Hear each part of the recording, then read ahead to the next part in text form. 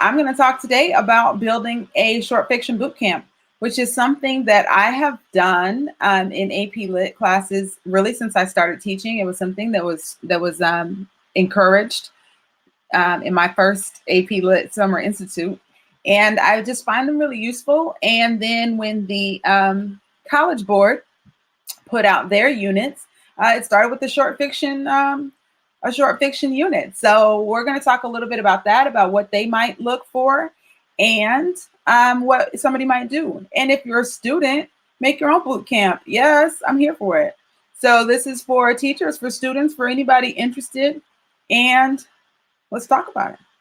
So of course, first thing, if you are not following Fiveable in all ways, you're not living your best life. So do so.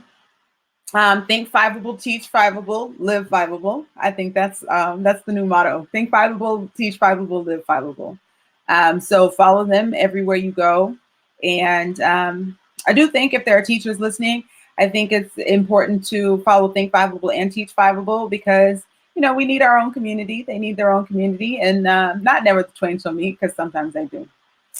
So boot camp might be a little bit of a I don't know, maybe a controversial name, but I like it. I'm going to talk about that in a minute, but I kind of like it, you know, boots on the ground, let's go.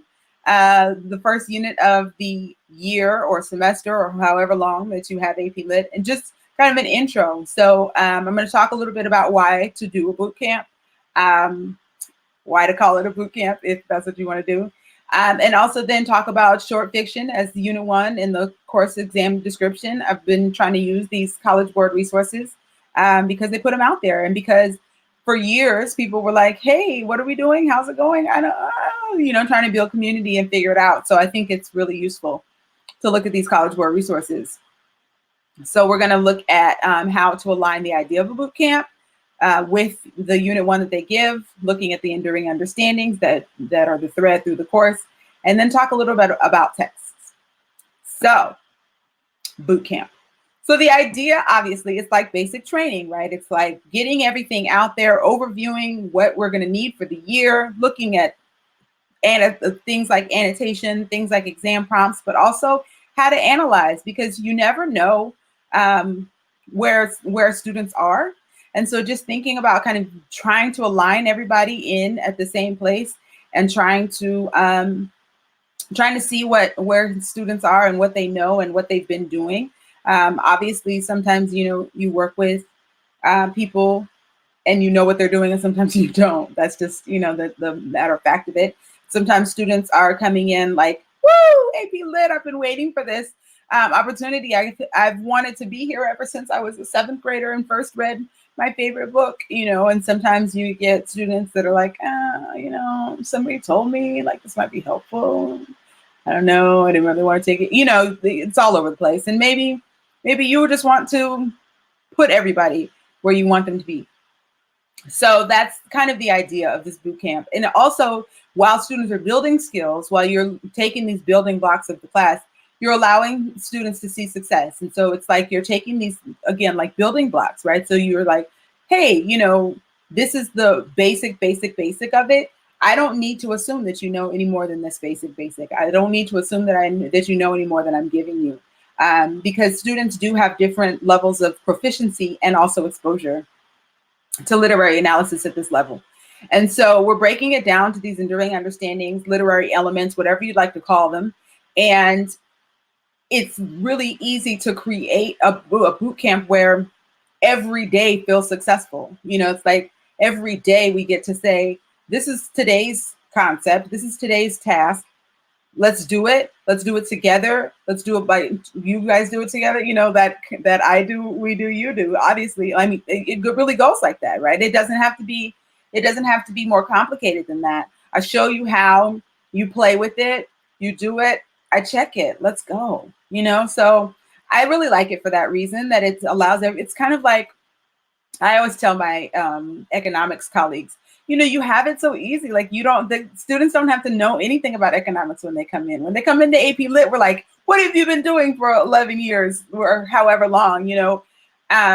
But we can give them these building blocks. It can be as simple as economics. So it's just thinking about how to get everybody where you need them to be and see where everybody is. So that's awesome. And so it's an opportunity to practice those skills, an opportunity to just acquaint students with what we're going to be doing. Hey, this is a micro example of how the entire year will go, or semester.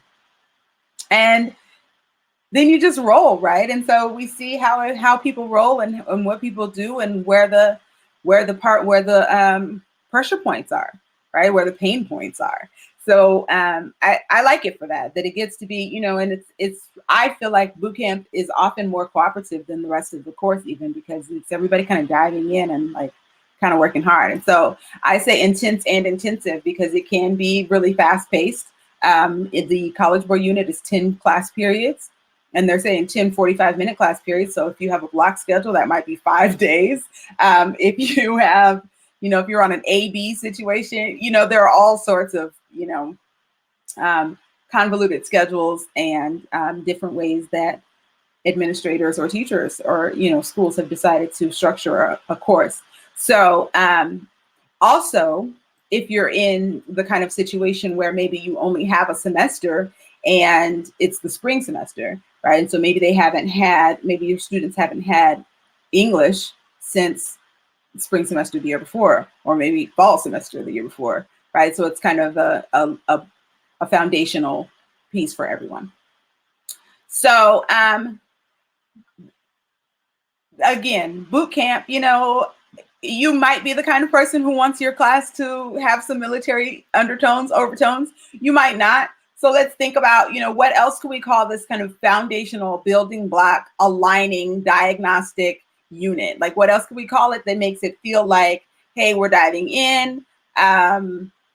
If you don't really want to feel like, strap on your combat boots, because it's not a war. We don't want class to feel like war. But also think about, as a teacher, as a student, when you're coming into a class, like, do you think that there's a need for a diagnostic? Like, what are kind of the pros and cons of having a diagnostic? And think about what else we could call boot camp. If you don't want to call it boot camp, what else do we do to teach people things quickly?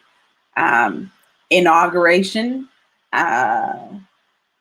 probation, like a hiring, like phase 1. I think, we could, sometimes I've called it a unit 0. So just thinking about that, whoever is out there, think about what if boot camp has, connotations that maybe we don't feel comfortable with. Well, like, what else could we think, and how else can we establish the mood and tone for the year? Because we don't necessarily want it to feel like war. Although, you don't go to boot camp just to go to war. You go to boot camp to learn the techniques and the expectations.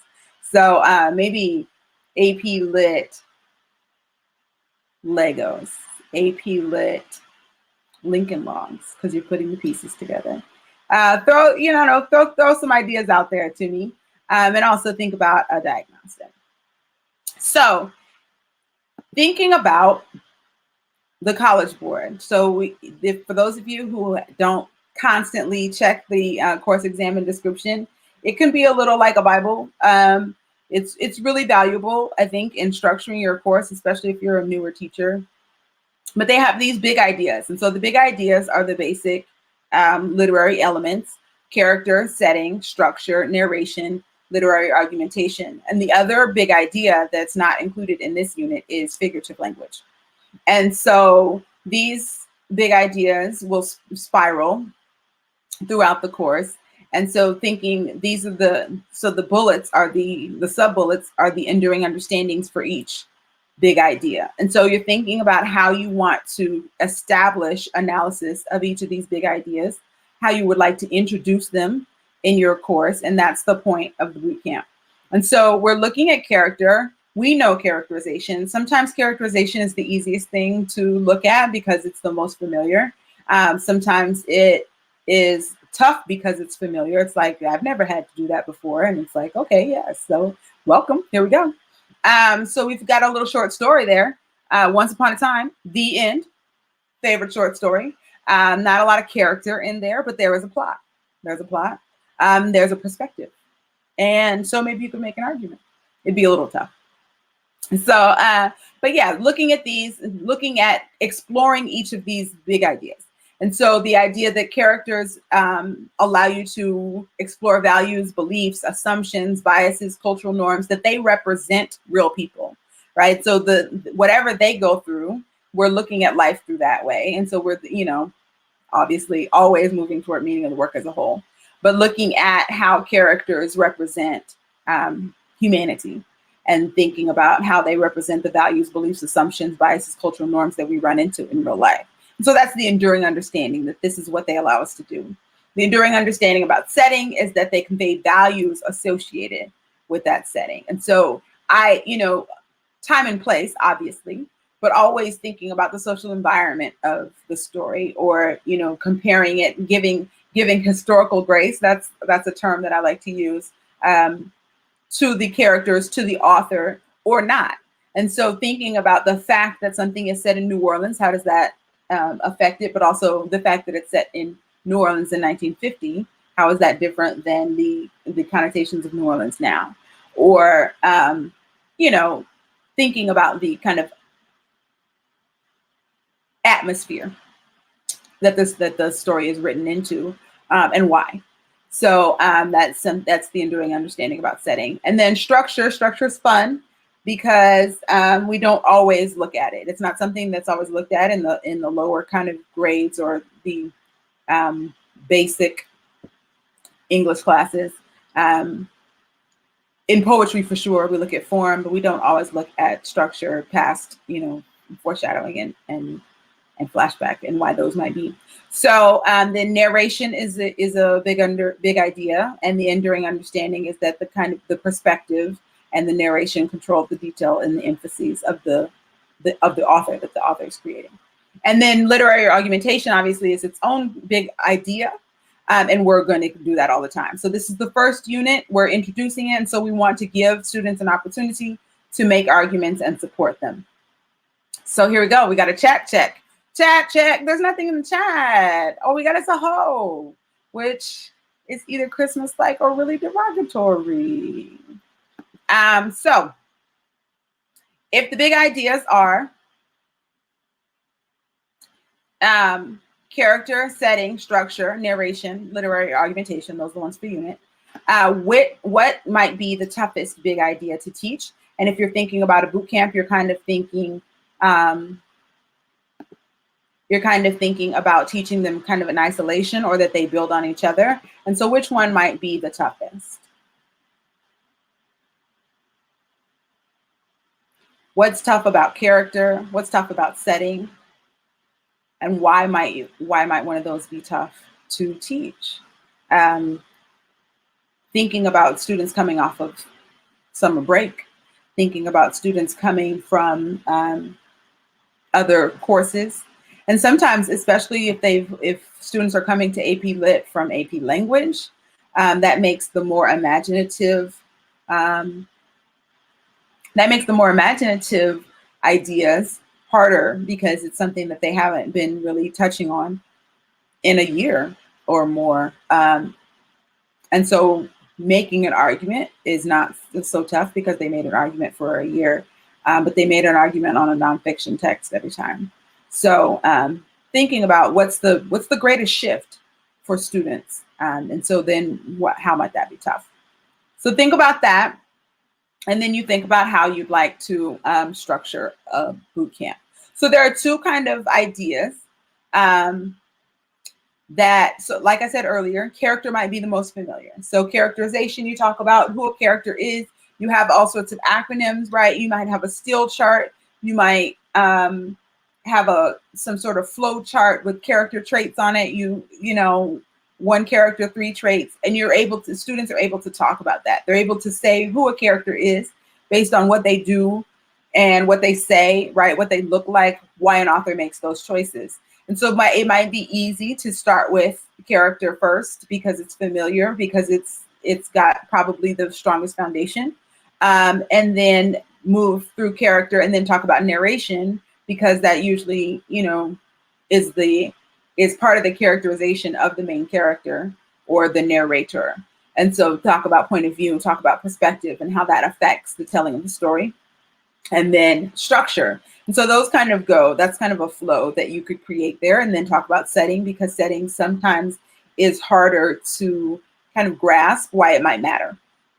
Again, if something's set in New Orleans and it's hot and sticky and it's Kate Chopin, then it's probably not too tough to think about, a character being stagnant, or, the heat of the moment, sex, sensuality.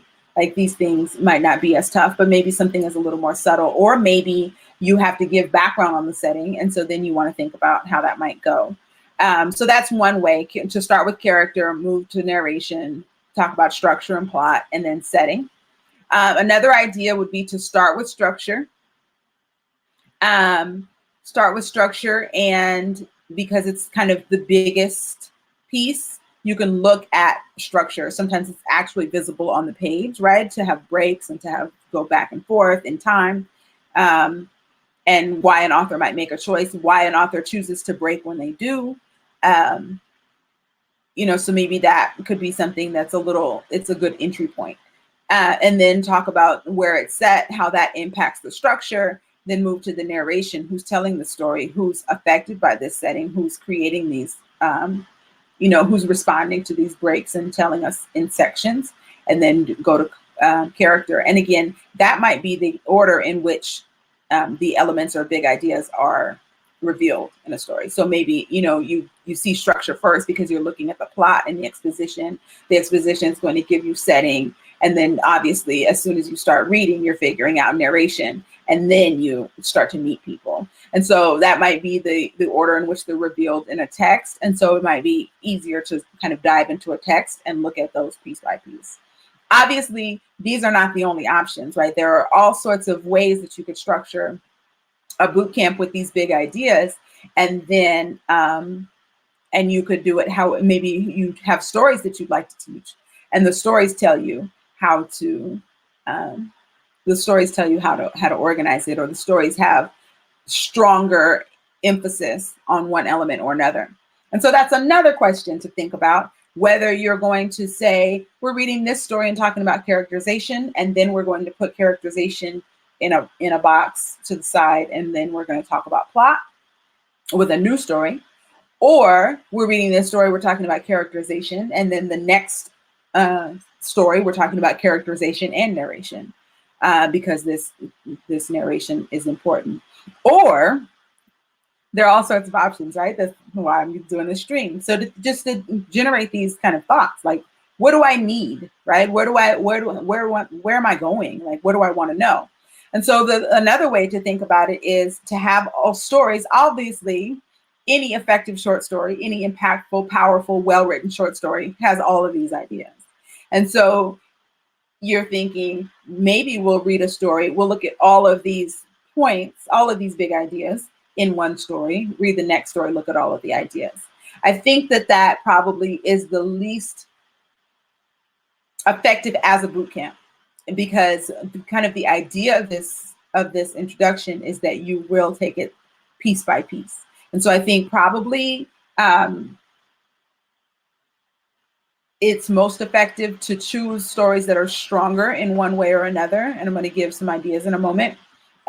Choose stories that are stronger in one way or another, and then spiral. And so you start with just plot, perhaps, or just character. You're only looking at characterization. Obviously, that's not the only conversation you'll have, but that's where the argument is going to be made. The students are going to make an argument about characterization. And so you read a story, you deep dive into these characters, you know everything that they are giving you, and then write about that, make an argument about that and support it. And then the next story, you're looking at characterization still, but you're looking at the characterization through the narration, or how the perspective or point of view that the author has chosen, how that creates a character. And so you're building. So you've got one big idea at a time that you're focused on, but at the end, when you're making arguments, you're diving into all of these things. So what are we doing with these stories, right? We're reading, and then what? So one of my hardest things starting teaching, not necessarily AP, but teaching period, is like, okay, so we read, and then what do we do? Well, fortunately, we've got a test. The test is going to ask some free response questions, and so we can phrase it that way. So the last big idea that's not a literary element is that literary argument idea. And so what you want to do is give students as many opportunities to create a literary argument as possible. And so again, we've got these big ideas and enduring understandings to guide us. We're looking at character, we're looking at setting, we're looking at structure, and we're looking at narration. Those are the four big ideas that we're looking at. And then we're going to analyze them through that last big idea of crafting an argument. And so you want to start as simply as possible. Again, we want everybody to feel successful. We want everybody to leave the room thinking, oh my God, this AP Lit thing is so easy. Like, it's supposed to be hard, right? So that you can throw all the success, and then you're like, okay, now that we're going to do it and we're going to take it to the next level. Now we're going to do it again and take it to the next level. My favorite thing about English is the way that it scaffolds, right? So the College Board has given us these big ideas. It's the same 6 big ideas throughout the whole course. We know how that works, right? And so every time we're trying to build on it. And so this is the foundation. I think I like foundation. Maybe construction, maybe building, something about building. I'm going back to the idea of a name, something besides boot camp. So I'm thinking about something building, laying the foundation, concrete slab unit. Again, please help me. Please don't have me floundering out here trying to create titles for a unit that exists as boot camp. But anyway, so we want to start with a thesis. And so maybe for the characterization story, all you're doing is writing a thesis about the characters. You're just trying to create an argument about who the characters are and how the author lets you know. And so we want to build from thesis to paragraph. And I suggest, and College Board agrees with me, as opposed to the other way around. College Board agrees with me that students don't have to have more than a paragraph at the end of this unit. That so often we want to throw them into writing an essay because we know that that's something that's going to have to happen and it's going to be timed. But I think that if you have a unit that's 10 days long, first of all, you want to give feedback as much as possible. And so you don't want to assign an essay at the end of every story, because then you have to read an essay at the end of every story, and it's going to slow your feedback down. And so you want to be able to give specific and consistent feedback, as College Board says, specific, consistent, and sustained. And you want to be able to say, this is where your argument is, I see it or I don't. And you want to be able to give that back immediately, so that when you get to the character and narration paragraph assignment, that students can say, oh, this is where I need to work. So you want them to be thinking about crafting a literary argument. You want them to be using the big ideas. But what you don't want is to overwhelm with skills that students might not have yet. And so take this boot camp time to have many lessons on these skills, on crafting a literary argument, what that looks like, and focus on finding sufficient, significant, relevant evidence to support those literary arguments. And that an argument is not a good argument if you don't have any evidence to support it. And so that's kind of the idea. And so you want to increase the expectation throughout the unit. So maybe you have a paragraph per day. Maybe that's the way you're living. Maybe you have a paragraph per story. Maybe you have a story per day. I think that's up to you. Again, if you have 5 days, 5 90-minute periods, then you probably could do a story a day. And at the end of the period, you have, 10, 15, or 20, whichever you think is appropriate, minutes to write that paragraph. Create an argument, support the argument with, so many pieces of evidence, turn it in, let's go. And so it feels like, oh my gosh, I did that. Again, the point is to lay this foundation, build, have this concrete slab ready to build the AP Lit mansion. But that students are turning around and being able to see, like, this is what we did today. It's like, you know, when you volunteer for Habitat for Humanity and you're like, oh my gosh, this was my task and I completed this task. And oh my gosh, I'm a piece of the house. I think that's, you know, that's the idea. You want everybody to be able to leave every day and say, oh my gosh, I made this house. And again, like, I didn't know it was going to be this easy. So definitely rely on the new rubric. Use the thesis and evidence and commentary criteria from the rubric, and give it to them, and take a day, you know, take 30 minutes, 45 minutes to think about, to look at, what is this rubric asking? What does that look like? And give them parameters and have them familiarize themselves with it. Something that I used to do with the old scoring guide was I had a PD where he had a pizza rubric.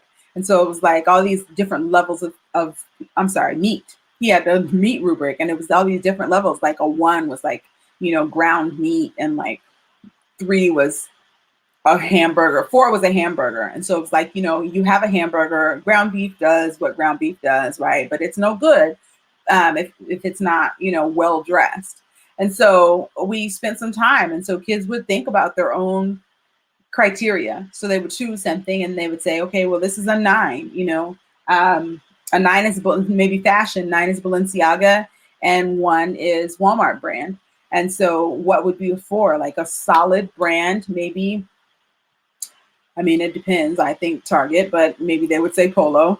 But, you know, you can depend on it. You know what it's going to, you know what it's going to look like, you know what it's going to do. And so I've been thinking about how to convert that to this rubric. It doesn't make it quite as easy. But I think one thing about this rubric is that it is far more straightforward. There's less deciding whether a 9 is Balenciaga or a 9 is, you know, Fenty Savage, because you have the criteria. You say, well, we're not looking at lingerie, so it can't be Fenty. We are not looking at couture, so it can't be Balenciaga. We're talking about ready to wear here. We're talking about go to the store and look at it and look at the seam, period. So that's something to think about, how that shifts. And if you're new to AP Lit, then you don't have to think about it, because this is your rubric. You're coming in with this and you're like, this is where we're going. This rubric here. So again, this is the evidence and commentary reporting category. And so you can help students, guide students in understanding, and use this, like give them 4 points per paragraph. 1 for thesis, or, you know, 0 or 1 for thesis, and 0 to 4 for their evidence and commentary, and be able to explain, you know, these are the expectations, and set those expectations. And this is boot camp. The thing that makes it boot campy or basic training like is that it's going to happen very quickly. We don't have, you know, a semester to familiarize ourselves with this rubric and get the building blocks of this analysis. We're trying to get this set so that we can build our house, our AP Lit mansion. So, you know, but I would say we don't have to dilly-dally with amendments or adjustments or let's take some things off. Like, genuinely, this is the rubric for every analysis paragraph. And so you get 4 points or you don't. And so it helps, because a student might start off with a 0 in evidence and commentary, but knowing that I'm getting this back, this is where I need to lean in for the next one. And so maybe the next one's a 1. And so maybe it's every time it's a point or half a point. But by the end of the unit, I've written so many paragraphs that I get how I get how a paragraph constructs support to literary argument. And so I'm building my thesis skills, I'm building my commentary skills, and that's going to get me set up to continue to do this more and more in shorter and shorter time for longer and longer pieces, you know, all those variables. So, yeah, I think use the rubric, don't go beyond a paragraph for you and for them, right? Depending on how many students you had. I mean, someone could have anywhere between 12 and 150 AP students. And if you have 150, you're not reading 150 essays every day or every other day. You're not doing it, and it won't serve the students to assign it. And it really won't serve them even to have them practice writing paragraphs in the short time, and you're not looking at them all. Even if you say, oh, I'm going to look at your first, I'm going to look at your middle, whatever it is, it's not as useful as saying, write one paragraph. And so there are a couple ways that you could do this, right? You could use old prompts. I'm going to get to that in a moment. So I want to talk a little bit about some just text ideas. I think we all have short stories that we love. These are the short stories that I have used, sometimes together and sometimes in different years.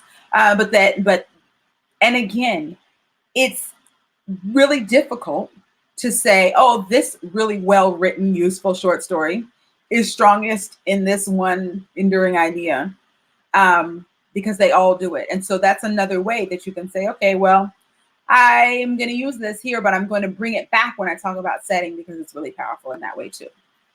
So there are levels, right? So there are the big ideas, and then there are the enduring understandings, and then each has a set of skills, and then there's essential knowledge. And so what's in the Fiveable blue here is the essential knowledge that goes with each of these big ideas. And so for character, the essential knowledge, some of the pieces of essential knowledge for this unit are that description, dialogue, and behavior reveal characters. Nice and basic. Perspective is shaped and revealed by relationships, setting, plot, and ideas. And so the perspective of the characters, right, is shaped and revealed. And I really like shaped and revealed as an idea that constantly it's being molded, and it's like, a potter's wheel, right? So it's constantly being molded, and that shape is constantly coming out. You're seeing it form, and you're like, oh my goodness. I am not good at throwing pots, but probably because I'm not good. I'm really fascinated by it, about how, you go from this crazy block, and then the author / artist knows how to move the characters, right, to shape and reveal this perspective, and think about author's choice. I think sometimes in AP Lit, one of the hardest things for students to wrap their heads around, and the thing that gets all the memes, is that authors are making these choices. We swear they're making these choices. That there is a reason that the curtains are blue, or that Gatsby, the Buchanan's curtains were blowing in the wind, or that, Daisy has blonde hair. These are character choices. So curtains aren't character choices, sorry. But that they're all choices, and that we have to have an argument. We have to be able to make an argument about why the choice was made. So anyway, my favorite character short stories are Girl by Jamaica Kincaid. Oh my goodness.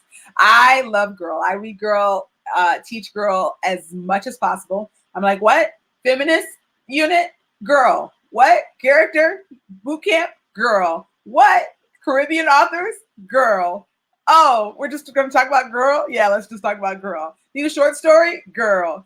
I just love it because it's so rich and it's so different.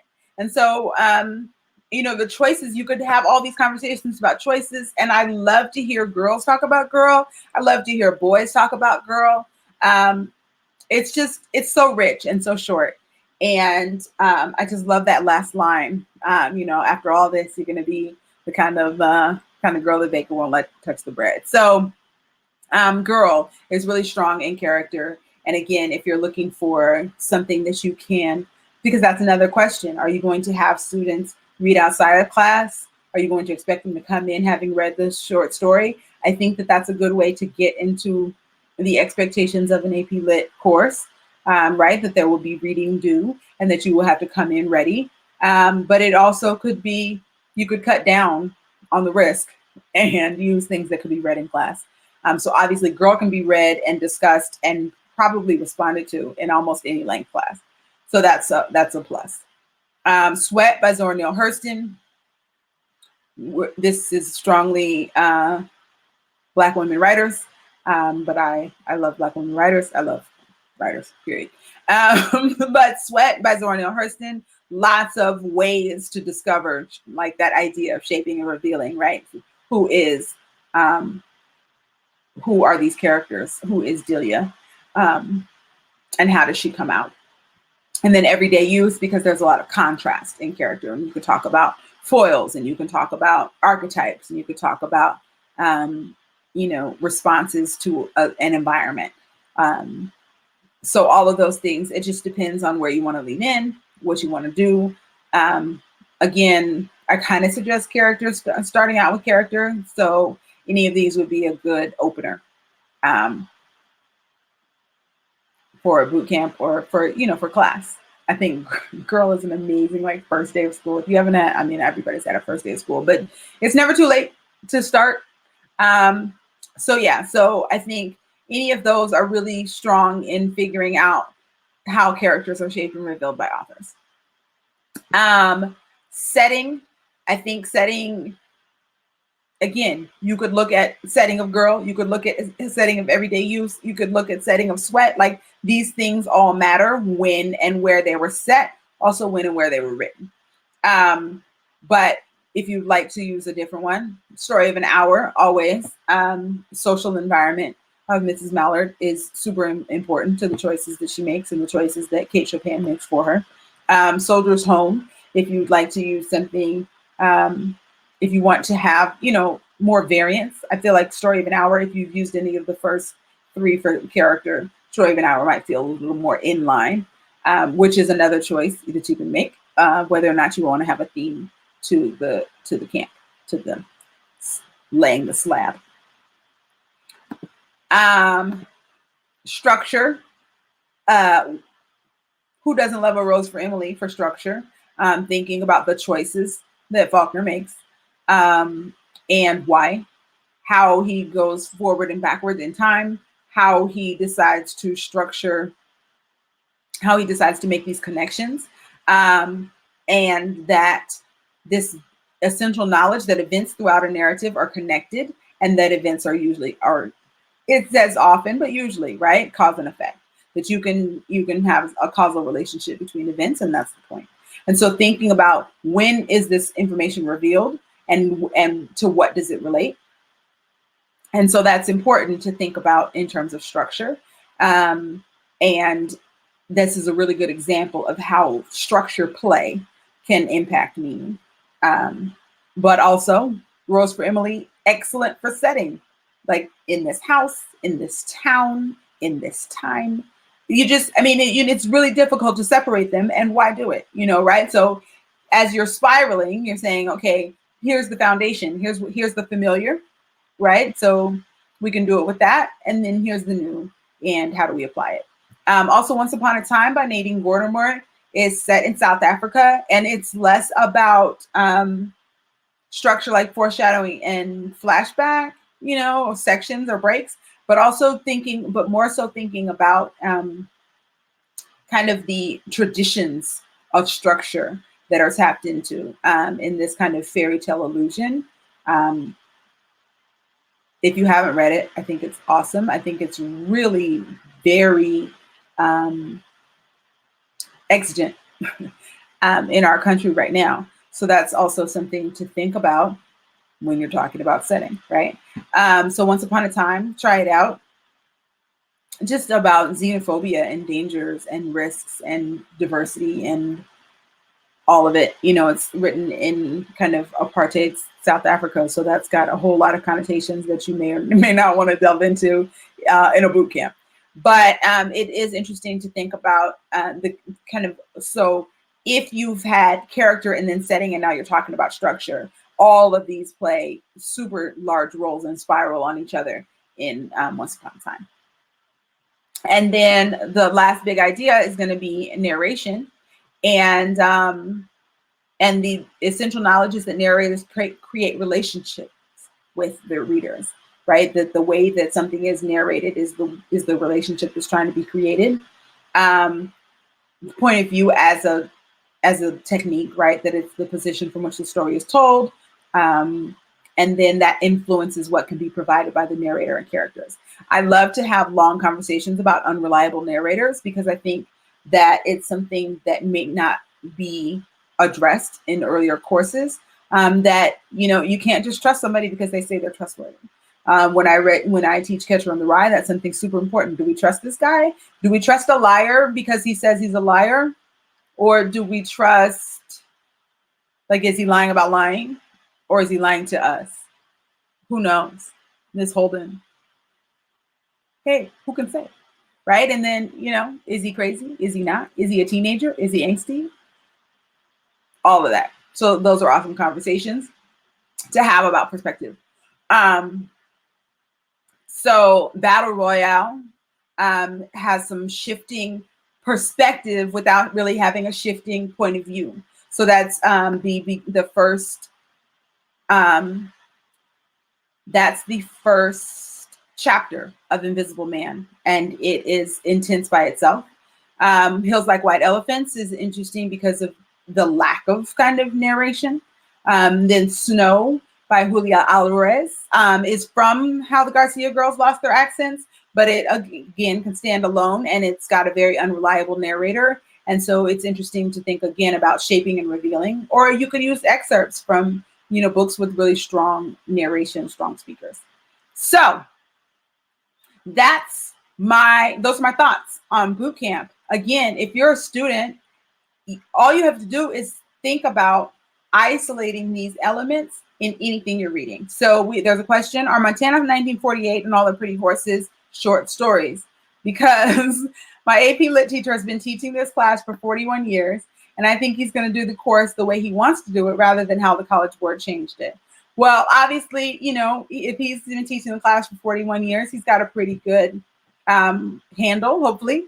But the test has not changed very much. The rubric has changed, but the test itself the exam hasn't changed very much. And so if he teaches it the way he wants to, and he's had success, then I would trust him.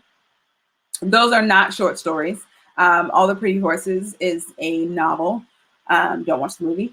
It's a really bad movie, but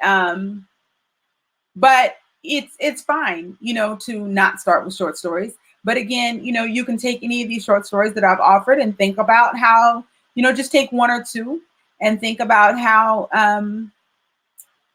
how these elements build on themselves, how they work together. And also, just chapter by chapter in a story. I mean, in a novel, right? So you're thinking, how am I being introduced to these characters? Who's telling the story? Cormac McCarthy is genius. So, any novel that you're going to be assigned in an AP Lit class is going to have literary merit. It's going to be excellently written. So trust your teacher. I definitely, trust that he's experienced. Trust his experience and trust his knowledge and his expertise. And also keep watching Fiveable streams. So we're gonna support you regardless. But obviously I would never ever suggest that you don't read what you're assigned. But maybe if you want a little extra study, then you do have a little boot camp of your own. And just begin to look at the way that elements are, the choices that are made, the way that the exposition shows you what it shows you, how the author makes choices, and how the information is revealed through the narration, through the perspective, through the point of view. So, anybody who's been teaching anything for 40 years has a lot to offer, has a whole treasure chest of technique. So, don't throw him away because he's been teaching it for 41 years. And also, it's very possible that he's decided that he, has been effective. And so, College Board is really trying to help people who are figuring it out. So if he, has experience, then he's maybe not figuring it out.